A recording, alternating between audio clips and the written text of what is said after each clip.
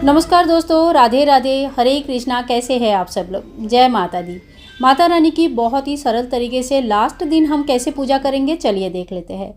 पूजा से सबसे पहले जो सुबह हम बाल भोग लगाते हैं माँ को, सबसे पहले जो भोग लगाया जाता है, इस भोग को आप यहाँ से हटा लीजिए और प्रसाद स्वरूप अपने बच्चों में बांट सकते हैं। इसके बाद देखिए, जो चौकी में आपका जो धूप दीप किया है, आरती वगैरह किया है, ये सारी चीज़ें अगर पड़ी है तो इन सभी चीज़ों को आपको धीरे धीरे यहाँ से हटा लेनी है। तो सबसे पहले हम शुरू करेंगे फूलों से, और जो भी बासी फूल है इन फूलों को आप यहाँ से हटा लीजिएगा। और ध्यान रखें, गणेश जी, माता रानी, साथ में नवग्रह और कलश, कोई भी चीज़ इसमें हिलनी नहीं चाहिए। धूप बत्ती को भी आप यहाँ से हटा लीजिए, उनको भी धोकर हम दोबारा यूज़ करेंगे। तो इस तरह से आप जो इन फूलों का खाद बना सकते हैं डेली की तरह, और नहीं तो आप मिट्टी में दबा दीजिए, वो अपने आप ही खाद बन जाता है। ठीक है। इसके बाद देखिए, यहाँ पे माता रानी के लिए हम 1 लोटा जल रखते हैं। अब इस जल का क्या करना है, आप चाहे तो पूरे घर में छिड़क सकते हैं 9 दिनों तक डेली, अगर आपने छिड़का है तो। नहीं तो आप पौधे में डाल दीजिए, या तो फिर सूर्य नारायण को इससे अर्घ भी दे सकते हैं। ठीक है। इसके बाद एक टॉवल लीजिए और धीरे धीरे माता रानी का जो भी सामान सामग्री, फूल की टुकड़ा वगैरह गिरा है, तो उन सभी चीज़ों को साफ़ कर लीजिएगा। मैंने यहाँ पे अपनी चौकी बहुत अच्छे से साफ़ कर लिया है। और चावल का दाना इत्यादि अगर पड़ा रहता है तो ये आप चिड़िया को डाल सकते हैं। इनको यहाँ वहाँ नहीं फेंकना है, क्योंकि माता रानी का बहुत ही बहुत ज़्यादा ये शुभ होते हैं। इसके बाद अखंड दीपक का आपको ध्यान करना है। दीपक में तेल डालनी है बहुत ही बढ़िया तरीके से। अखंड दीपक का ध्यान कैसे रखा जाता है, इसकी वीडियो ऑलरेडी चैनल पर है। फिर हम 1 लोटा जल लेंगे, थोड़ी सी फूल लेंगे और जल का छींटा देते हुए ओम गंग गणेशाय नमः, ओम गंग गणेशाय नमः, ओम गंग गणेशाय नमः, जय माता रानी, जय महारानी, जय माता रानी। और फिर जय माँ काली। माँ काली का जो चरण हमने रखा है, साथ में गणेश जी और नवग्रह देवता, जो भी देवी देवता आपने विराजमान किया है, सभी का स्नान का भाव कराएंगे, सभी को स्नान कराएंगे। ध्यान रखें, माता रानी को अलग से आपको यहाँ से निकाल के, चौकी से निकाल के पंचामृत स्नान आदि नहीं कराना है, क्योंकि माता रानी को 9 दिनों तक नहीं हिलाया जाता है। ठीक है। तो देखिए, इस तरह से जो वस्त्र है, कलावा स्वरूप वस्त्र चढ़ाया जाता है। आप चाहे तो अष्टमी या नवमी के दिन अलग से चुनरी या वस्त्र समर्पित कर सकते हैं, या कलावा स्वरूप वस्त्र भी समर्पित कर सकते हैं। इसके बाद हम चंदन पीस लेंगे और जितने देवता है सभी को चंदन से तिलक करेंगे। ओम गंग गणेशाय नमः ऐसे करते हुए गणेश जी को, चौकी को, और जो कलश भगवान है, जो नवग्रह देवता है, सभी भगवान को हम तिलक करेंगे। नवग्रह देवता को पूजन और तिलक करने से अच्छी तरह से अगर आपने पूजन किया इस 9 दिनों में, तो कहते हैं कि जो ग्रह शांति होती है वो अपने आप ही ग्रह शांत रहते हैं और आपको किसी भी तरह से परेशान नहीं करते हैं। तो इसी तरह से हम नवग्रह का पूजन कर लेंगे। और माता रानी के लिए जो सिंदूर हमने रखे हैं, डे 1 में ही मैंने आप लोगों को बताया था, तो उसी सिंदूर से माता रानी को तिलक करते हैं। जय माता रानी, जय माता रानी, जय माता रानी। तो माता रानी के जो चरण रखे हैं उनकी भी पूजन करें विधिवत, और माँ को तिलक करें। और हाथ में जो सिंदूर बच जाती है, ये अपनी मांग में जरूर भर ले। माँ का बहुत बड़ा आशीर्वाद होता है, सबसे बड़ा आशीर्वाद होता है। फिर सिंदूर के डब्बे को हम यहीं पे चौकी में रख देंगे। तो इसी तरह से हमारे पूजन शुरू हो जाता है। और फिर जो भी फूल वगैरह आपने लेके आए हैं, अगर लाल फूल लेके आए हैं तो लाल फूल चढ़ा दीजिए, नहीं तो जो भी फूल आपके पास है, ओम पुष्पम समर्पयामि इत्यादि बोल के आप पुष्प समर्पित करें। जहाँ जहाँ पे भी आप करते हैं वहीं वहीं पे पुष्प लगाइए। जैसे नवग्रह के नाम पे आप पुष्प समर्पित करें, फिर कलश भगवान के नाम से करें, माँ दुर्गा के नाम से 1 पुष्प चढ़ाइए। सभी जगह पे जितने पुष्प आपके हैं उसके हिसाब से आप पुष्प चढ़ा लेंगे। इसके बाद देखिए, हम धूप दिखाएंगे माँ को, और धूप बत्ती इत्यादि जरूर दिखानी चाहिए। और अखंड दीपक जल रहा है तो अलग से बत्ती जलाऊं कि नहीं जलाऊं, अलग बहुत लोगों का क्वेश्चन होता है। तो देखिए, जब भी आप पूजन करेंगे ना, तभी एक बाती आपको अलग से जरूर जलानी चाहिए, एक दीपक जरूर जलानी चाहिए। आरती के लिए एक दीपक जलाना बहुत अच्छा रहता है। इसे दीपदान कहते हैं। दीपदान जितना ज़्यादा होता है ना, उतना ज़्यादा अच्छा माना जाता है। इस दीपक को थोड़ी देर बाद ये अपने आप ही शांत हो जाता है, तो इसमें आपको कंटिन्यूअस तेल डालने की ज़रूरत नहीं है। अखंड दीपक एक ही जलाया जाता है। इसके बाद देखिए, भोग प्रसाद आदि चढ़ाया जाता है।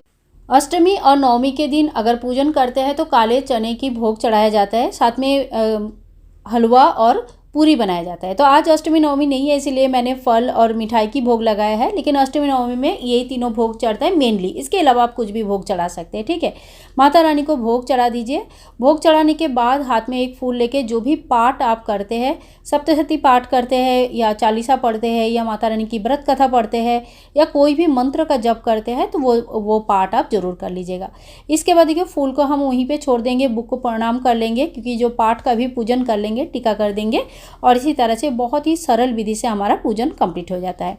इसके बाद देखिए हमने एक आसन तैयार किया, फूलों का आसन लगाया और छोटा सा एक हवन हम जरूर कर लेंगे।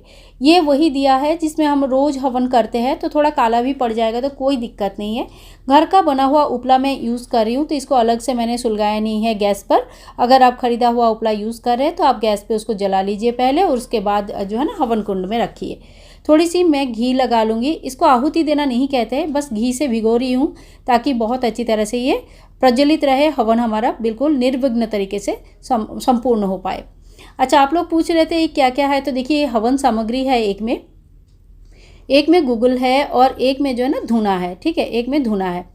और तो ये 3 चीज़ें तो मेनली मेरा रहता ही है। इसके अलावा देखिए हवन सामग्री आप घर पर बना सकते हैं, तो उसमें बहुत सारी चीज़ें पड़ती है, लेकिन सरल सादा तरीके से हवन करने के लिए इन 3 चीज़ों का मेनली होना चाहिए। इसके अलावा कपूर आपको चाहिए, और भोग प्रसाद जो भी माँ को चढ़ा है वो सारे भोग प्रसाद चढ़ाया जाता है। यहाँ पे मैंने 2-3 कपूर रख दिया, बहुत ज़्यादा कपूर रखने की ज़रूरत नहीं है, 2-3 कपूर से आराम से जो है ना हवन हो जाती है। इसके बाद माता रानी का नाम लेते हुए, जय माता रानी कहते हुए हम यहाँ पे प्रज्वलित कर लेंगे, हवन कुंड में आग प्रज्वलित कर लेंगे। और हे माता रानी, आपके लिए मैं ये हवन कर रही हूँ या कर रहा हूँ, ये हवन संपूर्ण रूप से कंप्लीट हो जाए बिल्कुल निर्विघ्न तरीके से, आप मुझे इतना आशीर्वाद जरूर कर दीजिएगा। आप हवन कुंड में थोड़ा सा जो है ना सामग्री इत्यादि शुरू में ही डाल दीजिए, ताकि ये अच्छी तरह से प्रज्वलित हो जाए और आपका हवन जब करेंगे तो बहुत अच्छे से हवन हो जाए, ठीक है। हवन करते वक्त भी आप घी में डुबो के इन सभी सामग्री का आहुति दे सकते हैं, ठीक है। मैं पहले ही शुरू में डालती हूँ ताकि ये हवन अच्छी तरह से प्रज्वलित हो जाए और उसके बाद हम आहुति दे पाए। देखिए आहुति देने के लिए सर्वप्रथम आहुति जो होता है, 2 आहुति दिया जाता है गौरी गणेश जी के नाम पे।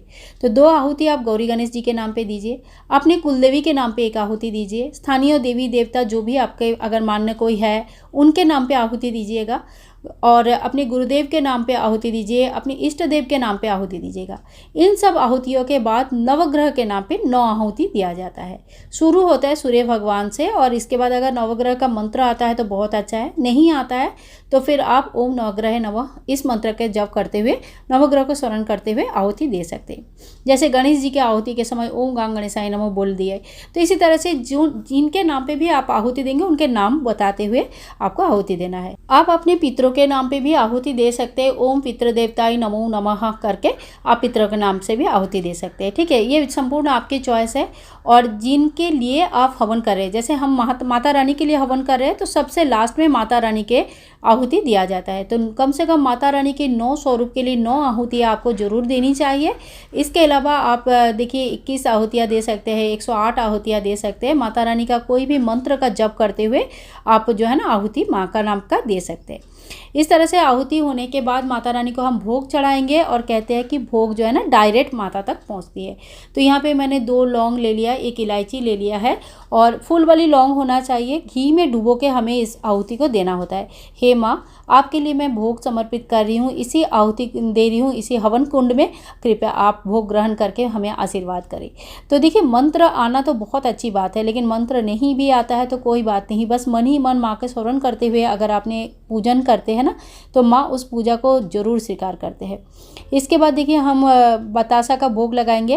तो थोड़ा सा बतासा तोड़ के, या पूरा बतासा के छोटे छोटे बतासे हैं तो पूरे बतासा को ही आप घी में डुबो के इस तरह से भोग लगा सकते हैं। जय माता रानी का जयकारा लगाते हुए इस तरह से भोग लगाइए। बीच बीच में आपको घी का आहुति देता रहना चाहिए, ताकि वो अग्नि प्रज्वलित रहे, बुझ ना जाए। अगर अग्नि छोटा सा भी हो जा रहा है तो कोई बात नहीं, डरने की बात नहीं है। आप 1 कपूर उसमें डाल दीजिएगा, थोड़ी सी घी डाल दीजिएगा, अग्नि फिर से प्रज्वलित हो जाएगी, और आपकी आहुति जब तक कंप्लीट नहीं होता है तब तक अग्नि प्रज्वलित रहना चाहिए। तो इसी तरह से देखिए हमारा हवन विधि भी संपूर्ण हो जाता है, और हवन जब कंप्लीट हो जाता है तो उसके बाद हाथ में थोड़ी सी जल लीजिएगा। 3 बार आचमन करना है, यानी कि 3 बार गोल घुमा के फिर हमें जल को नीचे छोड़ देना है। तो इसी तरह से हवन कंप्लीट होने के बाद हाथ जोड़ करके माता रानी से हम क्षमा प्रार्थी होंगे कि माँ जो भी कमी रह गई है इसके लिए आप हमें क्षमा जरूर कर दीजिएगा। इस दिन अगर पहले दिन आपने कोई भी श्रृंगार का सामग्री नहीं चढ़ाया है तो लास्ट दिन आपको श्रृंगार के सामग्री जरूर चढ़ानी चाहिए। चूड़ी, मेहंदी, बिंदी, महावर वगैरह जो भी आप चढ़ाना चाहते हैं वो श्रृंगार की सामग्री आप चढ़ा सकते हैं। हवन इत्यादि होने के बाद हमें कन्या पूजन करने हैं। कहते हैं कि कन्या पूजन जब तक नहीं होती है तो नवरात्रि की व्रत संपूर्ण नहीं माना जाता। हवन होने के बाद आप कन्या पूजन करें, कन्या को हाथ पैर धुलाइए, फिर उनको भोजन कराइए, उनके लिए जो भी गिफ्ट आदि लेके आए हैं वो गिफ्ट उनको दीजिए, चुनरी जरूर देना इसमें। और इसी तरह से कन्या पूजन होने के बाद आपकी व्रत जो है ना संपूर्ण हो जाता है। व्रत संपूर्ण करने के लिए आप हाथ में थोड़े सी फूल और जल इत्यादि लेके माँ के सामने हाथ जोड़ करके बोले, माँ जो 9 दिन का या जितने दिन के लिए भी आपने संकल्प किया था, 8 दिन या 9 दिन, इतने दिन के मेरे पूजा संपूर्ण होता है। जो भी भूल चूक हो गया इसके लिए आप हमें क्षमा कर दीजिए और आप हमें आशीर्वाद करिए, सूक्ष्म रूप से हमारे घर में सदा विराजमान रहे।